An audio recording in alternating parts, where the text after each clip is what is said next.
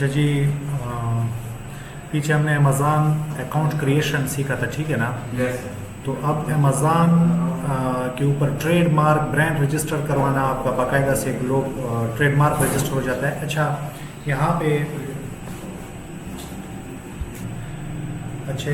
पे ये चीज़ आपको जहन में रखना है कि एक होता है ट्रेडमार्क, एक होता है ब्रांड। ठीक है, ब्रांड आप अमेज़ॉन पे एनरोल करवाते हो, ट्रेडमार्क आप गवर्नमेंट के साथ रजिस्टर करते हो। ठीक है, जैसे आपकी कंपनी रजिस्टर होती है इसी तरह से आपका ट्रेडमार्क गवर्नमेंट के साथ रजिस्टर होता है। ठीक है ना। और ट्रेडमार्क एक वर्ड का भी कर सकते हैं, लोगो का भी कर सकते हैं, वर्ड एंड लोगो दोनों का इकट्ठा भी कर सकते हैं। तो देखते हैं, रजिस्टर करने से पहले आपको 2-3 चीज़ों का ख्याल रखना होगा। ट्रेडमार्क, एक तो डोंट रजिस्टर जेनेरिक नेम। जब भी आपने ट्रेडमार्क रजिस्टर करवाना है, जेनेरिक नेम आपने रजिस्टर नहीं करना। जेनेरिक नेम मीन्स आप अगर किचन की कैटेगरी में सेल कर रहे हैं और आप ट्रेडमार्क भी रजिस्टर करवा लेते हैं कप केक्स, ठीक है। अब कप केक्स आपने या केक कप, ठीक है ना, रजिस्टर करवाया ट्रेडमार्क, तो ये है जेनेरिक वर्ड, इसका एक मीनिंग बनता है इंग्लिश में। अब कल कोई यूज़ करता है इस वर्ड को अपने कंटेंट में और आप उसको आईपी इन्फ्रिंजमेंट भेजते हो कि भाई आपने गलती किया, आपने मेरा ट्रेडमार्क रजिस्टर किया, और उसने दोबारा से केस ओपन किया या गवर्नमेंट के साथ कोर्ट के अंदर चला गया और उसने ये बात कर दी कि भाई दिस इज समथिंग जेनेरिक, तो हम लोगों ने यूज़ किया, तो आपका जो क्लेम है, आपकी जो ऑब्जेक्शन है वो पावरफुल नहीं होगी। तो आपने ऐसा एक नेम चूज करना है जिसका कोई ज़्यादा जेनेरिक मीनिंग ना बन रहा हो। ठीक है, एक तो ये चीज़ हो गई। दूसरा, should not be matching other trademarks. अब मैं आपको बताऊंगा कि कैसे आप दूसरे ट्रेडमार्क चेक कर सकते हैं कि कोई इस नेम से रजिस्टर्ड है भी या नहीं। लेकिन याद रखना है कि क्लोजली मैच दी ट्रेडमार्क ना रजिस्टर्ड हो। सपोज आप ब्रांड रजिस्टर करवा रहे हैं, मैं वैसे ही कोई नाम ले लेता हूँ, ब्लिसमी ऐसे कोई आपने ट्रेडमार्क, अब साथ कोई और ट्रेडमार्क है वो ब्लिसई आया हुआ है, ब्लिसमी नहीं है, ब्लिसई है या ब्लिसटी है। ठीक है, तो ये क्लोजली रिलेटेड है, ऐसा ट्रेडमार्क भी आपने रजिस्टर नहीं करवाना। ठीक है, ये अगर आप रजिस्टर करवाएंगे शायद जो अगला ट्रेडमार्क वाला हो वो आपके ऊपर कंप्लेंट भेजे आईपी इंटेलेक्चुअल प्रॉपर्टी की कि ये मेरे प्रॉपर्टी को हैक करना चाह रहा है या स्टील करना चाह रहा है। दूसरी बात हो गई। तीसरा, आप वर्ड भी रजिस्टर करवा सकते हैं, मार्क भी रजिस्टर करवा सकते हैं, दोनों चीज़ मैंने आपको बताई। ठीक है ना, वो पहले भी मैं एक्सप्लेन कर दी। अब कैसे करेंगे, how to check out your class. अच्छा, अब ट्रेडमार्क जो होता है, ट्रेडमार्क आप एक खास स्पेसिफिक क्लास के अंदर रजिस्टर करवाते हैं। ठीक है, स्पेसिफिक क्लास में 45 to 47 इस तरह के क्लासेस हैं। ठीक है, हर क्लास के डिफरेंट प्रोडक्ट्स हैं, मतलब किचन की अलग क्लास है, डिस्पोजेबल प्रोडक्ट्स की अलग क्लास है, डिजिटल प्रोडक्ट्स की अलग क्लास है। तो आपने एक क्लास सेलेक्ट करनी होगी 45-47 क्लासेस में से और उसमें अपना ट्रेडमार्क रजिस्टर करवाना होगा। अब वो क्लास से बाहर अगर कोई बंदा उस ट्रेडमार्क को यूज करता है, ठीक है, तो आप उसके ऊपर आईपी कंप्लेंट नहीं भेज सकते। वो आपकी क्लास से बाहर किसी और क्लास में, अगर आपको इतना शौक है कि भाई मेरा ट्रेडमार्क हर एक क्लास के अंदर सिक्योर हो, ठीक है ना, तो उसके लिए फिर ये है कि आपको हर एक क्लास के अंदर अपना ट्रेडमार्क रजिस्टर, लेकिन जो नहीं करते लोग, ठीक है ना, जनरली मैं आपको ऐसे बताऊँ। तो अब क्लास पहले आपने देखना है कि मैं जो प्रोडक्ट लॉन्च कर रहा हूँ ये किस क्लास में फॉल कर रही है। सपोज मैं नैपकिन्स होल्डर लॉन्च कर रहा हूँ, ठीक है, नैपकिन्स होल्डर, तो मैं क्या करूँगा, यहाँ पे मैंने चेक योर कंपेटिटर ट्रेडमार्क। एक तो ये तरीका है, आप कंपेटिटर का नेम लेते हैं, ठीक है ना, कंपेटिटर का, और वो सपोज कर ले, मैं यहाँ पे लिखता हूँ यूके ट्रेडमार्क सर्च, ठीक है। अच्छा, अब यहाँ पे आ गया सर्च फॉर ट्रेडमार्क, ये ऊपर आपको नजर आ रहा है सर्च फॉर ट्रेडमार्क URL भी, ठीक है। अब मुझे यहाँ पे लैंड कर दिया, आप लोग ऊपर देख सकते हैं यहाँ पे URL gov.uk/search-for-trademark, ठीक है। यहाँ पे आप आएंगे, यहाँ पे कीवर्ड फ्रेज और इमेज, ठीक है ना, सर्च बाय कीवर्ड फ्रेज और इमेज। अच्छा नहीं रेहान, ट्रेडमार्क और पेटेंट डिफरेंट चीज़ें हैं। ट्रेडमार्क जो है ये वर्ड का होता है, आपके लोगो का होता है, पेटेंट जो है आपकी प्रोडक्ट की डिज़ाइन का होता है। अब मैंने यहाँ पे सर्च फॉर ट्रेडमार्क पे क्लिक किया, यहाँ पे वर्ड आ गया, ठीक है ना। वर्ड के ज़रिए से मैं सर्च करना चाहता हूँ, मैं वर्ड को सिलेक्ट किया। अब उसके बाद सिमिलर सर्च, मैं कोई भी जैसे कोई ब्रांड आपका कंपेटिटर है, ब्रांड है, ठीक है ना।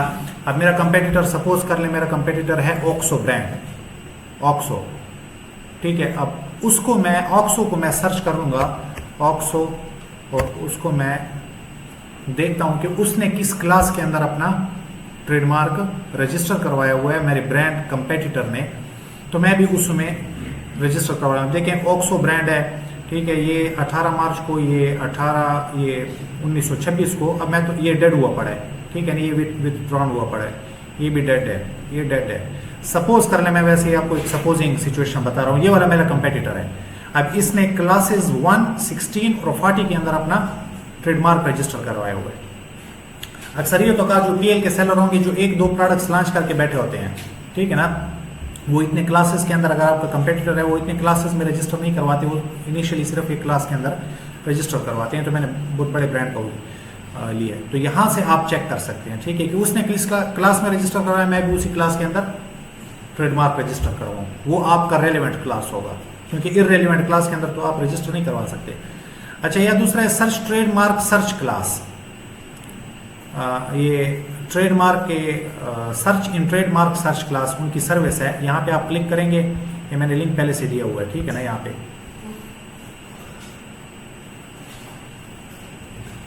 ठीक है, ये आप लोगों पर यूआरएल भी नोट कर सकते हैं, यहाँ पे लिखा हुआ है। यहाँ पे हमने क्या डालना है, यहाँ पे हमने प्रोडक्ट का नेम डालना है, क्योंकि हम क्लास सर्च करना चाह रहे हैं ना। तो मैं यहाँ पे डालूंगा नैपकिन्स होल्डर, ठीक है, मेरी प्रोडक्ट है, मैं इसको सर्च, ये किस क्लास के अंदर फॉल कर दिया, तो मैं इसके ऊपर सर्च करूंगा। मेरा जहन कहीं और चला गया, तो इस वजह से मैंने वो डाल दिया। अब ये देखिए रिजल्ट क्या आ रहा है, 17 क्लासेस 150 गुड्स। अब ये क्लास 21 के अंदर बता रहा है कि नैपकिन होल्डर्स कहाँ फॉल कर रहे हैं, क्लास 21 के अंदर। तो मेरा अब क्लास क्या हो गया, मैं किस क्लास के अंदर अपना ट्रेडमार्क रजिस्टर करूंगा, 21 में। तो या तो आप कंपेटिटर का क्लास देख लें या यहाँ पे आके सर्च कर लें, दोनों तरीकों से आपको पता चल जाएगा कि भाई मैंने किस क्लास के अंदर अपना ट्रेडमार्क रजिस्टर करवाना है। अब वेयर टू रजिस्टर, तो मैंने ये लिंक आपको दिया हुआ है, यहाँ पे आके आप क्लिक हियर पे क्लिक करें। अच्छा, ट्रेडमार्क को रजिस्ट्रेशन स्टार्ट करने से पहले हमने ये भी देखना होगा कि ये ट्रेडमार्क अवेलेबल है या नहीं, इसके जैसा कोई और ट्रेडमार्क तो है नहीं पड़ा। क्लास हमने देख लेना कि किस क्लास के अंदर हमने रजिस्टर कराना है। अब देखना है कि ये हमारा वाला ट्रेडमार्क इसके साथ मैच तो नहीं कर रहा और अवेलेबल है या नहीं है। तो उसके लिए आप यहाँ पे क्लिक करोगे, ये आ जाएंगे, ठीक है। आप लोग इसी पेज के ऊपर लैंड करोगे, ठीक है ना, ये जिसके ऊपर हमने पहले चेक किया था अपने कंपेटिटर का जो ट्रेडमार्क है क्लास के लिए। तो इसी पे यहाँ आप लोग लिखोगे, मैं लिखता हूँ ब्लिस मी। तो मैं यहाँ पे चेक करूँगा कि आया ब्लिस मी किसी ने रजिस्टर करवा रखा है या नहीं करवा रखा, ठीक है। अब ये क्या बता रहा है, no trademark matching your search criteria were found, मतलब हम जो ट्रेडमार्क रजिस्टर करवा रहे हैं उसके रिलेटेड कोई भी ट्रेडमार्क अभी रजिस्टर नहीं है इन वर्ड्स के साथ, ठीक है ना, ब्लिस मी के वर्ड्स के साथ। तो हम रजिस्ट्रेशन स्टार्ट कर सकते हैं। रजिस्ट्रेशन के लिए मैंने आप लोग को ये लिंक दिया हुआ है पहले से, ठीक है ना। यहाँ पे आप लोग क्लिक करेंगे, वेयर टू रजिस्टर, आपको इस पेज के ऊपर लैंड करेगा, IPO अप्लाई। तो यहाँ पे मैं कंटिन्यू क्लिक करूँगा, यहाँ पे मैं add name and address, owner का नेम और एड्रेस मैं यहाँ पे डालूंगा। तो ओनर क्या, मैं ये रिकमेंड करूँगा कि आप लोग कंपनी के बिहाफ पे ट्रेडमार्क रजिस्टर करो, रजिस्टर्ड कंपनी। इंडिविजुअल के नेम पे भी आप कर सकते हो, लेकिन मैं कंपनी के नेम पे करवा रहा हूँ। तो रजिस्टर्ड कंपनी क्या, अच्छा ये एक रैंडम सी कंपनी मैंने उठाई है, ठीक है। मैं इसकी डिटेल ला देता हूँ। कंपनी रजिस्टर्ड नेम क्या है, ये वाला है। कंट्री ऑफ इनकॉर्पोरेशन क्या है, UK है, ठीक है। उसके बाद कंपनी का रजिस्ट्रेशन नंबर मैं उठा लेता हूँ,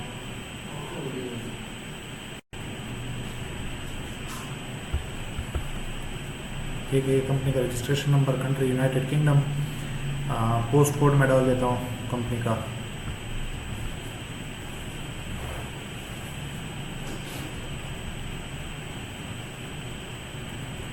मैक्सिमम फाइंड यू के सर्च। वैसे मैं डमी वो कर रहा हूँ सिर्फ आप लोगों को बताने के लिए। सर हर कंपनी का एक ही ट्रेडमार्क होता है। आगे ठीक है, तो ये आ गया, मैंने एड्रेस इसको सिलेक्ट कर लिया, ये वाला एड्रेस मेरा मैच कर रहा है। ठीक है ठीक है, ये एड्रेस आ गया। अब यहाँ पे मैंने टेलीफोन नंबर देना है, मैं कोई भी टेलीफोन नंबर दे देता हूँ 078686945 ईमेल एड्रेस मैं दे देता हूँ, क्या दूँ, माजिद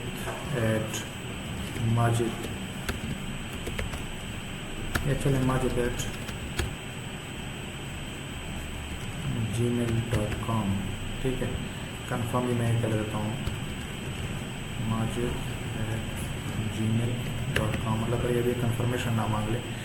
अच्छा, ये यूज़ ऑफ ईमेल एड्रेस, ठीक है ना, कि ये ईमेल एड्रेस हम यूज़ करेंगे किसके लिए, बस मैंने ये चेक कर दिया। I understand the name and address detail will be published, entitled to hold property, I confirm the owner is entitled to hold property, continue. ठीक है, अभी ये ओनर की डिटेल आ गई, यहाँ से आगे मैं कंटिन्यू कर दूंगा। ठीक है, उसी ओनर की डिटेल पहले मांग रहा था। अच्छा, अब मुझसे पूछ रहा है कि भाई apply to register a trademark, ठीक है ना, it consist of only words, letter, number, सिर्फ आइकन है, पिक्चर है, या लेटर और पिक्चर दोनों है। हमने क्या सेलेक्ट करना है, ओनली वर्ड्स।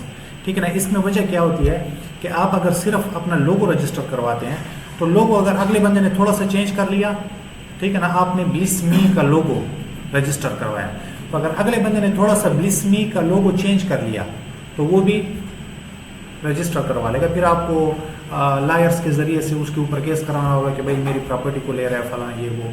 तो बेहतर ये होता है कि आप वर्ड रजिस्टर करवाएं, ठीक है ना, ताकि अगर वर्ड बिल्कुल कोई कॉपी नहीं कर सकता ना, उसके अंदर कोई चेंज नहीं कर सकता है, और वो जेनेरिक भी ना हो। ठीक है ना, मैंने जैसी चीज़ें आपको बताई दोनों करवा लें। उसमें भी मसला ये होता है कि अगर उसने लोगो वगैरह थोड़ा सा चेंज कर लिया, वो आप लोग के ऊपर आपकी प्रॉपर्टी को ले सकता है। मतलब ये कि आप उसको, आपकी ऑब्जेक्शन जो है ना वो कमज़ोर हो जाती है। That's why the word mark is most suitable. उसके बाद मैंने कंटिन्यू करना है। ठीक है, अच्छा, अब मैं क्या कर रहा था, ब्लिस मी, ठीक है ना, ट्रिपल आई, मैं ये रजिस्टर करवाना चाह रहा हूँ। मैंने उसका ट्रेडमार्क का नेम दे दिया, ब्लिस मी। अच्छा, सिंगल ट्रेडमार्क या सीरीज, मैंने क्या सेलेक्ट करना है, सिंगल ट्रेडमार्क। ये सिंगल ट्रेडमार्क मैंने सेलेक्ट किया। ठीक है, तो अभी हमसे ये पूछ रहा है क्या है कि the cost of selecting goods and services, standard fees कितनी है, 170। इसके अंदर आप एक क्लास रजिस्टर करवाओगे। अगर वो कह रहे हैं कि आपने अगर 2 क्लासेस में रजिस्टर करवाना है तो फिर एक्स्ट्रा आपके 50 पाउंड लगेंगे। समझ आई, एक क्लास तो 170 पाउंड में आ जाएगा, लेकिन दूसरा क्लास अगर आप रजिस्टर करवाते हो तो हर एक क्लास के ऊपर आपको फिर 50 पाउंड और ज़्यादा पे करने पड़ेंगे। क्लियर हुई चीज़ें। अच्छा, अब यहाँ पे हमसे कह रहे हैं कि apply to register, choose your goods and services. Class हमसे पूछ रहा है कि किस क्लास में आपने रजिस्टर करवाना है। ठीक है ना, तो हमने पहले ढूंढ रखा होगा कि भाई हमारे नैपकिन होल्डर्स कौन से हैं, 21 नंबर क्लास के अंदर फॉल कर रहे हैं। तो मैं यहाँ पे क्लास सेलेक्ट करूंगा मैनुअली। हाँ, क्लास इसका अपनी ये। अब मैं यहाँ पे 21 सेलेक्ट कर लूँगा और नीचे मैं अपने प्रोडक्ट का नेम भी दे दूंगा, नैपकिन्स होल्डर। ठीक है, अब यहाँ पे दिखा रहा है कि भाई ये आपका क्लास हो गया और ये आपके प्रोडक्ट हो गए। अच्छा, अब हमसे पूछ रहा है कि do you want add a disclaimer. No, हमने डिस्क्लेमर ऐड नहीं करना। अच्छा, do you want to claim a property from a pending international trademark application as 31 November. No, हमने यहाँ पे भी नहीं करना, ये नो करना है। मैंने आप लोग को एक चीज़ बताया ना कि किसी और ट्रेडमार्क के साथ क्लोजली रिलेटेड आपका ट्रेडमार्क ना हो। क्यों? क्योंकि ये ट्रेडमार्क की जो फीसेज आपसे कटती हैं ये रिफंडेबल नहीं होती। जैसे कंपनी होती है ना कि कंपनी आपके रजिस्टर ना हुई तो आके 12 पाउंड वापस भेज देते हैं, ये रिफंडेबल नहीं होते। अगर आपका रिजेक्ट हो गया ट्रेडमार्क तो जो 170 पाउंड है वो चले जाएंगे। तो इस वजह से पहले मैंने आपको ये चीज़ें बताई कि भाई ये आपने इस तरह से करना है। अच्छा, do you want to claim priority registration date. No, ठीक है ना, जल्दी हमने नहीं करवाना, बस आराम से होता रहे अपना काम। अच्छा, अब यहाँ पे ऑप्शन दे रहा है भाई कौन सी आपने ट्रेडमार्क वो चूज करना है। हमने स्टैंडर्ड ट्रेडमार्क चूज करना है, ठीक है, कंटिन्यू। अच्छा, अब यहाँ से हमसे पूछ रहा है कि भाई ये देखें आप लोग एक ही यकमुश्त पेमेंट करना चाहते हैं तो 170 पाउंड पेमेंट करेंगे। अगर आप दो उसमें पेमेंट्स करना चाहते हैं, पेमेंट को स्प्लिट करना चाहते हैं तो 200 पाउंड हम कहते हैं भाई एक ही पाउंड एक ही उसमें हम पेमेंट करेंगे। उसके बाद हम करेंगे all fees paid are non refundable. तो ये जो आपने पे करनी होगी तो वापस नहीं मिलना है, ठीक है। अभी हमसे दोबारा कंफर्मेशन ले रहा है कि जो इन्फॉर्मेशन आपने दी सारी ठीक है, सब कुछ मैंने ओके पे क्लिक करना है। जो भी है चलें ये कर लेते हैं। द ओनर एंड टाइटल ये सारे आपने चेक कर लेने हैं, ठीक है। I understand. Declare and name मैं अपना दे दूंगा माजिद, मतलब जो भी ट्रेडमार्क रजिस्टर कर रहा है अभी। कॉन्टेक्ट नेम यही है। क्रिएट योर रेफरेंस ऑप्शनल है, जो करके दे रहे हैं। लेकिन आप लोगों ने हमेशा जिसके नाम पे ट्रेडमार्क रजिस्टर हो रहा है ना उसी का नाम दे। आपके पीछे ये आने नहीं वाले पाकिस्तान, ठीक है ना, तो बस आप उसी का नाम दे दिया करें कि वो खुद ही अप्लाई कर रहा है। पे एंड सबमिट एप्लीकेशन, बस आपने यहाँ पे क्लिक करके अपनी क्रेडिट कार्ड्स की डिटेल दे देनी है, या पाकिस्तानी कार्ड भी क्यों ना हो, उससे पेमेंट काट लेंगे। ट्रेडमार्क विद इन 2-3 डेज आपको ये लोग क्या कर देंगे, ये मैं आपको देता हूँ। सर पाकिस्तानी कार्ड से क्यों जाते?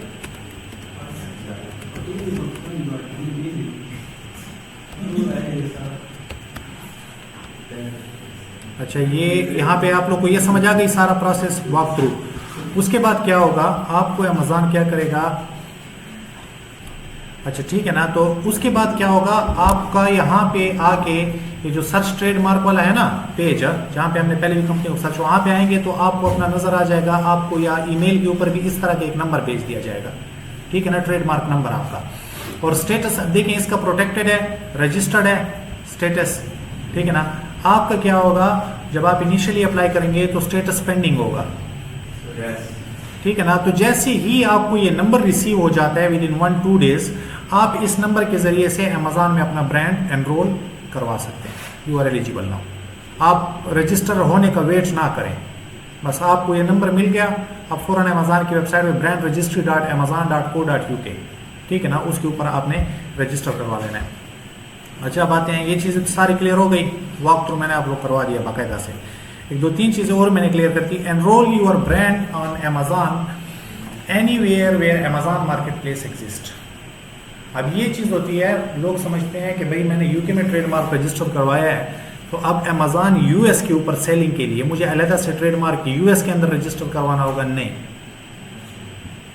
आपने यूके में रजिस्टर करवा लिया है, अमेज़न की मार्केट प्लेस यूएस में है, यूएई में है, सऊदी में है, इजिप्ट में है, इटली में है, फ्रांस में है, जहाँ पे भी है दुनिया के, आप सबके अंदर इसी एक ट्रेडमार्क के जरिए से अपना ब्रांड एनरोल करवा के सारे मार्केट प्लेसेस पे अपनी लिस्टिंग को सिक्योर कर सकते हैं। क्लियर हुई बात? यूके का है, आप अमेज़न के अंदर आप प्रोटेक्टेड हो, अमेज़न के अंदर आप प्रोटेक्टेड हो। अमेज़न से बाहर यूएस के अंदर आप प्रोटेक्टेड नहीं हो इस ट्रेडमार्क पे, लेकिन अमेज़न के अंदर आप प्रोटेक्टेड हो। आपने एक मुल्क के अंदर ट्रेडमार्क रजिस्टर करवा के सारे अपने जितने अकाउंट्स हैं अमेज़न ग्लोबल सेलिंग अकाउंट, उनके अंदर आपने ट्रेडमार्क को ही रजिस्टर करवा के एनरोल कर दिया ब्रांड, तो सबके लिए सारे मार्केट प्लेसेस में आपका ब्रांड, आपकी लिस्टिंग सिक्योर हो गई। But inside the Amazon, outside the Amazon you are only secure in UK, USA में नहीं है अगर आपको वहां पे ट्रेडमार्क रजिस्टर नहीं है। ये चीज क्लियर हो गई ट्रेडमार्क की। ट्रेडमार्क ब्रांड जब आपने एनरोल करवाना हो अमेज़न के ऊपर, आपने कभी चाइल्ड अकाउंट से अपने क्लाइंट का ट्रेडमार्क एनरोल नहीं करवाना, नहीं तो वो ट्रेडमार्क या जो ब्रांड है वो चाइल्ड अकाउंट के साथ अटैच हो जाता है और बजाय मेन अकाउंट के। तो इस वजह से आपने हमेशा ये ख्याल रखना है कि आपने जब भी ब्रांड एनरोल करवाना हो ट्रेडमार्क के अगेंस्ट, तो आप लोगों ने मेन अकाउंट के ऊपर, उसके लैपटॉप के ऊपर जूम के जरिए से या डेस्क के जरिए से या जो भी तरीका है उसके जरिए से आपने जाके उसके लैपटॉप के ऊपर मेन अकाउंट के साथ आप लोगों ने ब्रांड एनरोल करना है। क्लियर हुई ये चीज़?